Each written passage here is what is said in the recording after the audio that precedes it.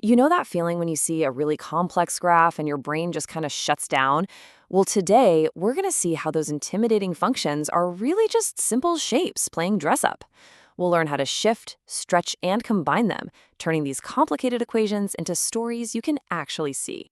So, let's kick things off with a little puzzle. Look at this thing.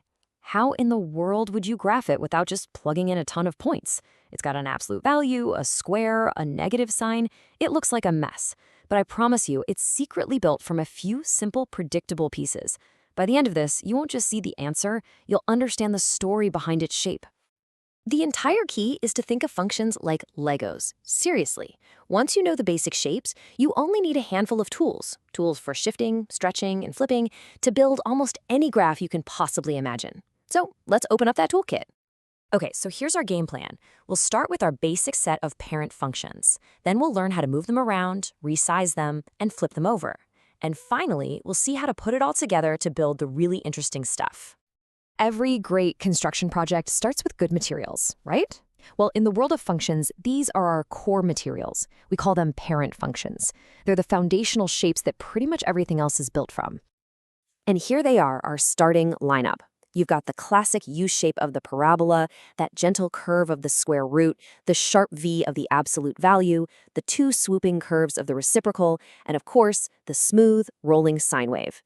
Getting to know these shapes is step one. They're the heart of our whole toolkit.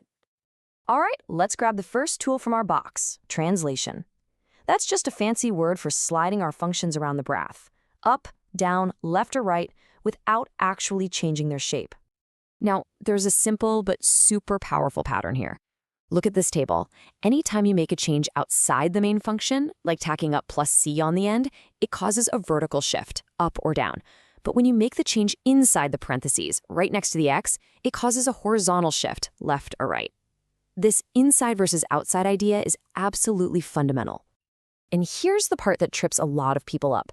The vertical shifts do exactly what you think. Plus goes up, minus goes down. Easy.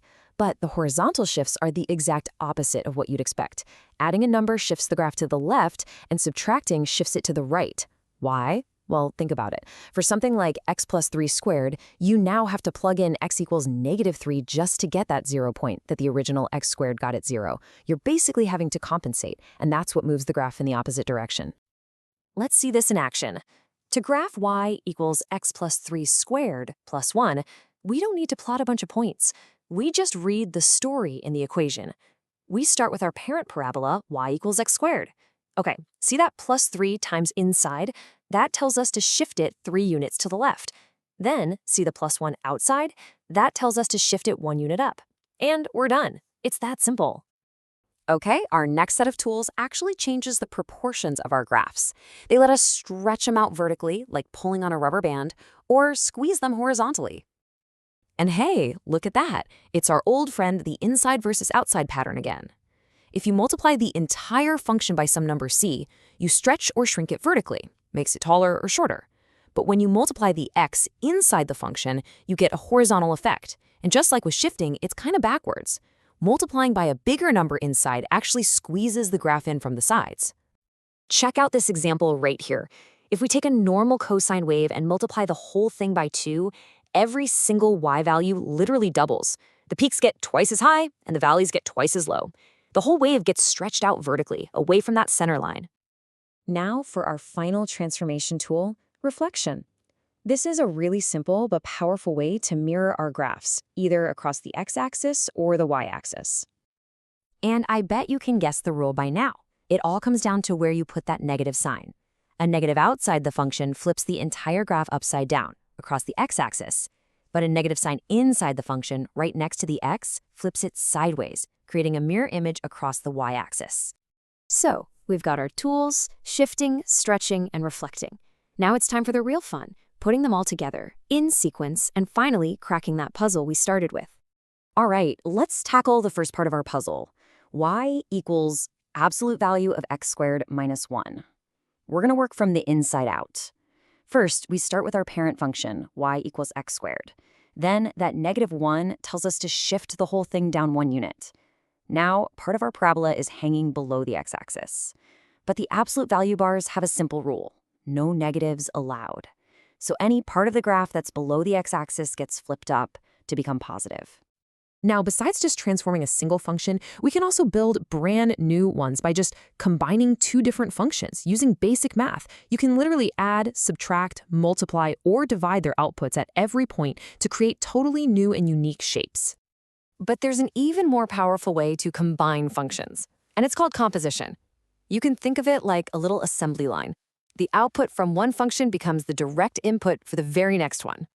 The notation looks a little weird, f with a little circle g, but all it means is f of g of x. And the most important thing to remember is you have to work from the inside out. You apply the function g to x first. You get a result, and then you plug that entire result into the function f. The order you do this in is a really big deal. And you have to be careful because order is everything.